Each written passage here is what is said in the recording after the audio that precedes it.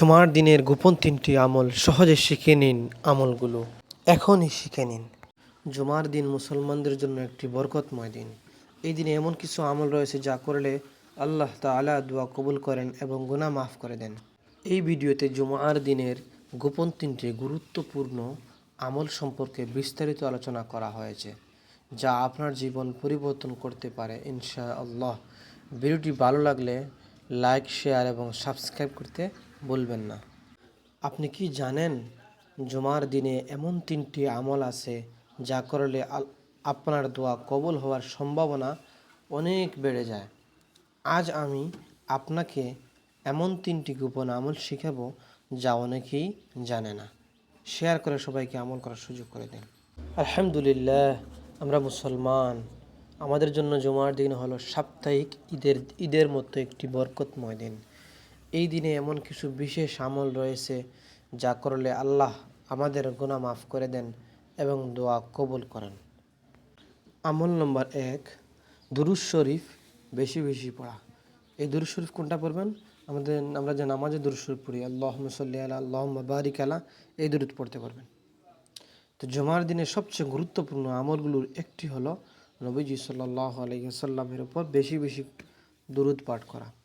অথবা আপনি পড়তে পারেন ছোট্ট দুরূদ, সাল্লাল্লাহু আলাইহি ওয়াসাল্লাম, সাল্লাল্লাহু আলাইহি ওয়াসাল্লাম।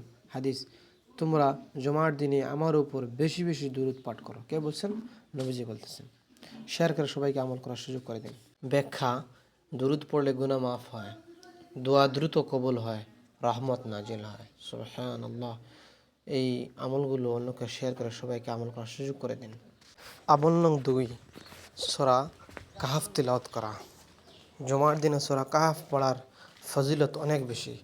হাদিস, যে ব্যক্তি জুমার দিনে সূরা কাহফ তিলাওয়াত করবে তার জন্য 2 জুমার মাঝে নূর হবে এবং 2 গুনার মাঝে যত গুনাহ হবে আল্লাহ তাআলা তার গুনাহকে মাফ করে দিবেন। শেয়ার করে সবাইকে আমল করার সুযোগ করে দিন। ব্যাখ্যা: জীবনে নূর আসে, ফিতনা থেকে হেফাজত, কবরের আযাব কম হয়। আমল নম্বর 3, দোয়া কবুলের বিশেষ সময় খোঁজা। জুমার দিনে এমন একটি সময় আছে যখন বান্দার দোয়া অবশ্যই কবুল হয়।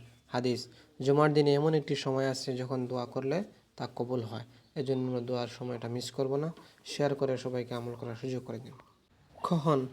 আসরের পর থেকে মাগরিব পর্যন্ত সবচেয়ে শক্তিশালী মত। কি করবেন?